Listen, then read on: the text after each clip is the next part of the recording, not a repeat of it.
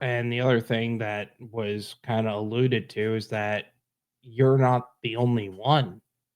Like, there's a whole community of people that have experienced this specifically.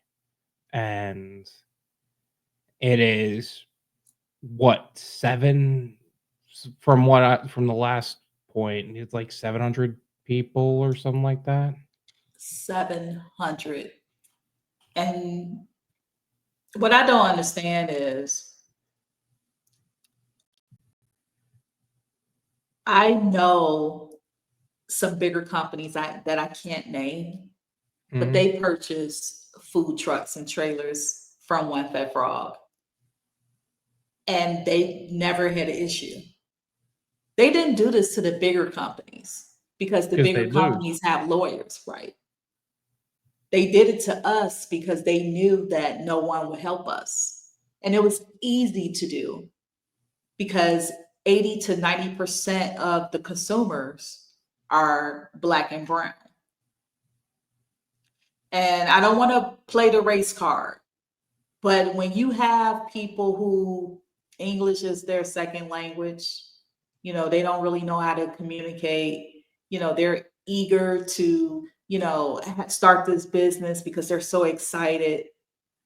You have people who actually took out 401k to pay for this. They used their inheritance.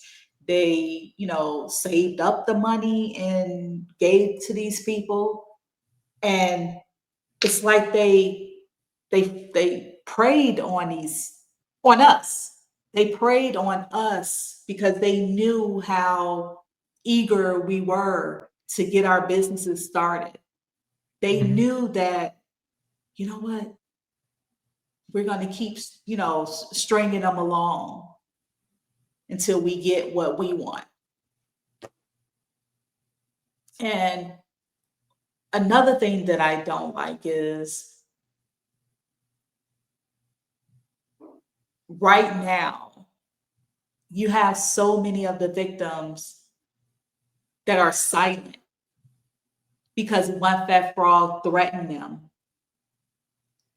to saying, if you speak up, we're going to go after you and your family. Well, I'm glad they didn't say that to me or have a chance to say it to me because one, I don't know what I would have said or done, but it's 3 or 4 of us that are speaking up within the 700 people. These people are so scared, it's ridiculous. I don't know what they said to them. I was supposed to have interviews when this first started. I was supposed to interview these people so they can share their story. And when it was time to do the interview with them, they had to back out. Now, they didn't tell me. I just found this out like maybe months ago. But they were like, oh, I had to work. I can't do it right now. Let's reschedule. And I'm like, why everyone like coming to me saying they can't share their story? And then it was finally talked about. They came and told them, don't speak up. So now the 3 to 4 of us speaking up, it makes it seem like it's not taken seriously. They're not taking, the state is not taking us seriously because they're like, well, where are the others people? They're not speaking up. It's only 3 or 4 people. Mhm. So I don't know. And hopefully this will empower people to speak up on this when these things happen. And unfortunately, people either feel this sense of defeat, like they're going to just cut their losses. And unfortunately, cutting their losses in this state is like tens of thousands of dollars for a lot of them. Some people are probably still paying off trucks or trailers that they didn't receive. Yeah. And it's tough because there are groups on Facebook with like 700 members, but that's a screen. That is a screen with a number, with accounts that can or cannot be real, that in the eyes of the state. But those are real people. Those are people who have experienced a life-changing blow to their finances. Like, that's not a jet. Like, if you lose like $100, it's not good, but it happens. Like, it's Right. not the worst thing in the world. $1,000, you're frustrated. Okay, you're good. You might end up fighting a little bit for that, but again, it's not world-changing defeat. This is thousands of dollars across months of time that, Tens of thousands on just the individual level.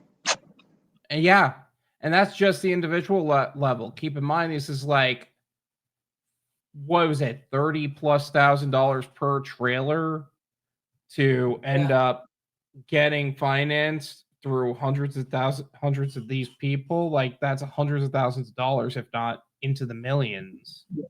So With yeah, all the- 700 times 30 would be about 2 million. So about around couple $2 million at stake, not to mention all the fees and the interest, and how many of these people defaulted and it ruined their lives. Well, they stole 18 million. Jesus Christ. 18 million. You know, I know we need to stay on course, but I'm out of 13,000.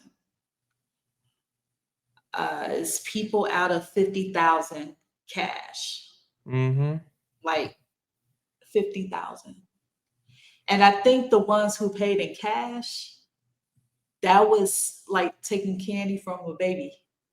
Yeah, pretty much. You know, it was like, oh, well, if you give us half of it, we'll make sure we have your trailer within 8 weeks. They didn't have their trailer. It's people who paid like the whole 50,000, the whole 100,000 cash. Those, now I know my situation is a little bit different, but my heart goes out to the people who pay cash because they have literally no paper trail.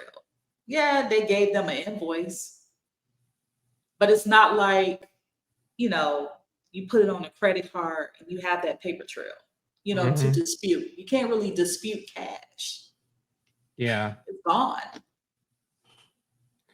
And that's important to note as well. Like, hey, a lot of these people, they were new in business. Like, they didn't know that you got to buy this equipment through your LLC or S corp, so that way it's legally protected. So you can get your lawyer, like, in the event that something happens, your lawyer sees like, hey, this was a business purchase. This was made under like business documentation. This is their EIN. This is how it was financed. This is what ended up happening. This is all the documented stuff that you needed. They just took it at face value.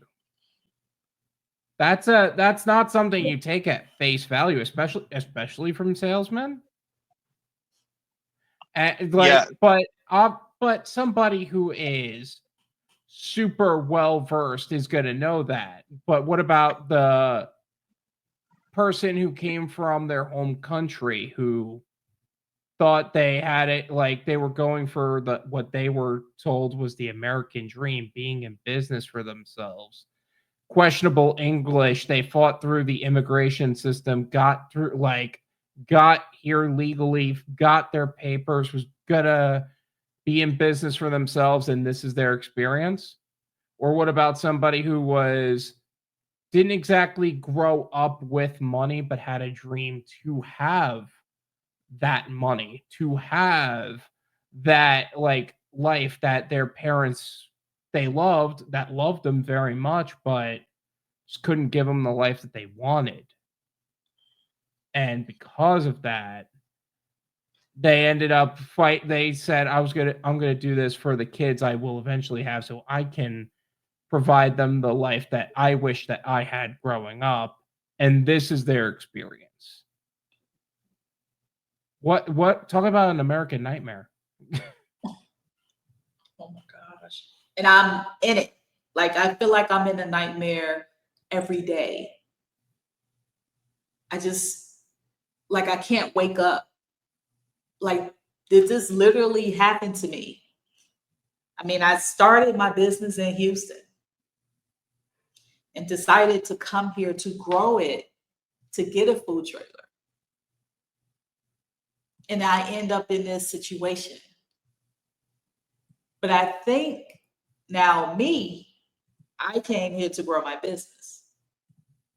But spiritually, I came here to out these people.